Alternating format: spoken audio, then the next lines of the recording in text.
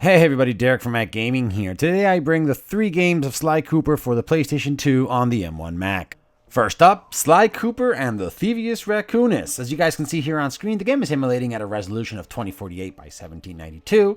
And when looking at system resources, well, we can see that the game is keeping up at a nice and smooth 60 frames per second without using that much CPU or RAM. When looking at core use, well, we can see that it's the 4 performance cores on the bottom there that are taking the payload here. And when looking at GPU use, well, we can say that the 7 GPU cores in the M1 Mac, the base model M1 MacBook Air, are using, well, about 75 to 80%. So probably we wouldn't be able to raise the resolution any further. However, at a resolution of 2048 by 1792, I don't really think we need to go much higher. So other than that, this is a great way of enjoying this PlayStation 2 Classic, which was released in 2002, if you haven't played it. And if you had and just want to re-enjoy this great game from the time, well, the AetherSX2 Emulator and the M1 MacBook Air is a great option to do so.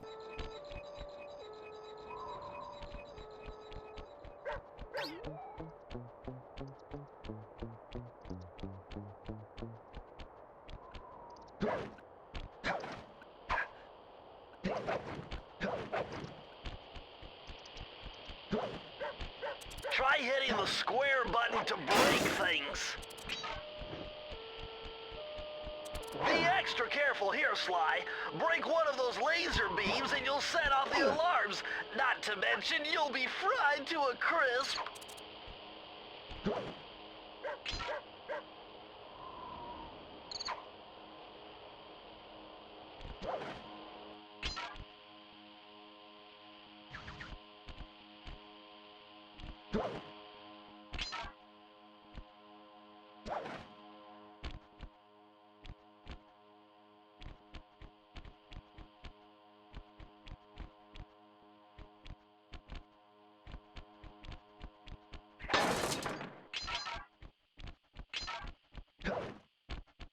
Nice job, you're in. Inspector Carmelita Fox's office is behind the red door.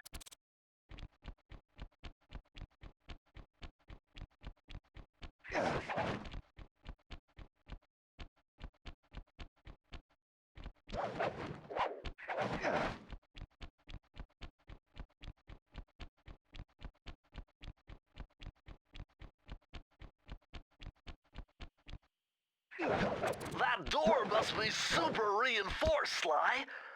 Maybe there's a way to get around it.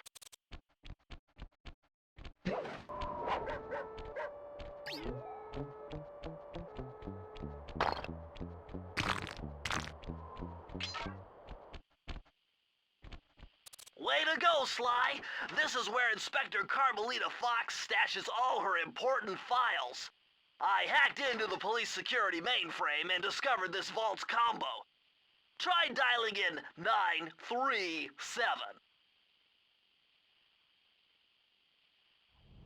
Next up, we have Sly 2 Band of Thieves. Once again, this game is rendering at a resolution of 2048 by 1792. When looking at system resources, well, we're seeing the same as we saw before with the first one. CPU hovering around 25%, RAM anywhere between the 600 and 700 megabytes, temperature 60, 65, maybe the high 60s, all of that given the fact that the ambient temperature is set at 30 degrees Celsius. When looking at core use, well, we can see that once again, it's the performance cores that are taking the load here, and GPU use just as before, hovering around 70 to 80%. So, probably just as before, we wouldn't be able to raise the resolution. However, that isn't an issue, since this resolution is more than enough to enjoy this game. Just as before, this game was released in 2004, slightly 2 years after the first SlyCooper, and just like I said earlier, it's a great way of enjoying the game on the M1 MacBook Air if you haven't, and if you already played this, well, it's an excellent option to revisit this all-time classic. Attention all guards, this is the network administrator. We're installing some new software into the security mainframe, so don't be alarmed if the systems get turned off for a while. Thank you. You're all doing a great job.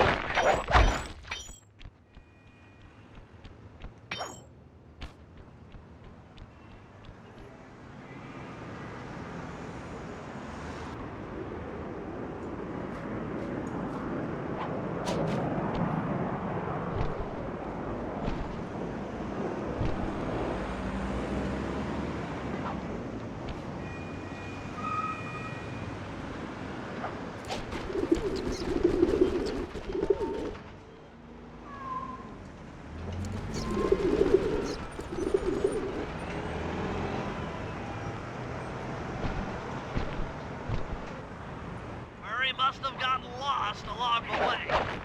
Try pressing on ahead without him.